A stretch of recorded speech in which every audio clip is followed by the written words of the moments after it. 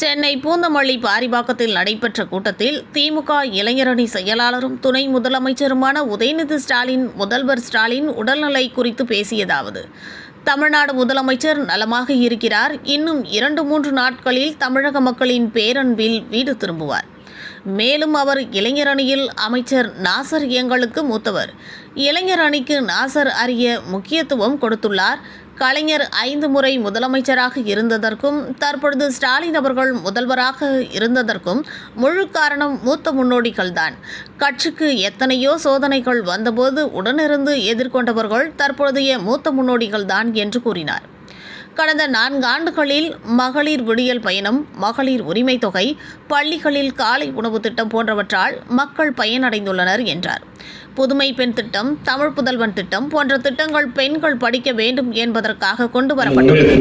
இறுதியாக வரும் சட்டமன்ற தேர்தலில் 200க்கும் அதிகமான தொகுதிகள் வெற்றி பெறும் என கூறினார். முதலமைச்சர் எப்படி இருக்கிறாரு, அப்பா நல்லா இருக்காரா அப்படிங்கிற அந்த அன்பு கேள்விதான் நம்முடைய தலைவர் முதலமைச்சர் அவர்கள், கழக தலைவர் அவர்கள் நலமாக இருக்கின்றார். விரைவில் இன்னும் ஒரு 2-3 நாட்களில் வீடு திரும்பி விடுவார்.